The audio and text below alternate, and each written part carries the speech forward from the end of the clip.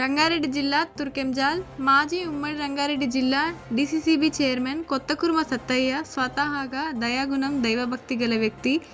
ఈరోజు రంగారెడ్డి జిల్లా బ్రాహ్మణపల్లి గ్రామానికి చెందిన మలిదశ తెలంగాణ ఉద్యమకారుడు నక్కా జంగయ్య గౌడ్ కుమార్తె అనూష జన్మతా అరుదుగా సంభవించే కాలేయ వ్యాధితో బాధపడుతుంది. ఆమె వైద్యానికి డాక్టర్లు 80 లక్షల ఖర్చు అవుతాయని తెలిపారు. ఇది తెలిసిన కొత్తకుర్మ సత్తయ్య ఈరోజు ఆ అమ్మాయి అనూష వైద్యానికి తన వంతు సహాయంగా 25,000 రూపాయలు చెక్కును నక్కా జంగయ్య గౌడ్కు అందించడం జరిగింది. మరియు ఈ సందర్భంగా కొత్తకుర్మ సత్తయ్య మాట్లాడుతూ అమ్మాయి అనూష త్వరగా కోలుకోవాలని భగవంతుని ప్రార్థిస్తున్నానని తెలిపారు. ఈ కార్యక్రమంలో ఉద్యమకారులు కొంతం యాదిరెడ్డి, నరేందర్ గౌడ్ పాల్గొన్నారు.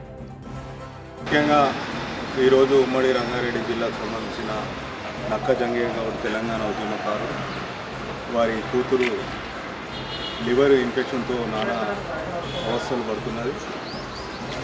సో ఏదైతే వైద్యము చూపిస్తే దాదాపు ఒక 80 లక్షల దాకా అవుతాయని చెప్పి సహకార బ్యాంకు కొత్తకుర్మ సత్తయ్య గారు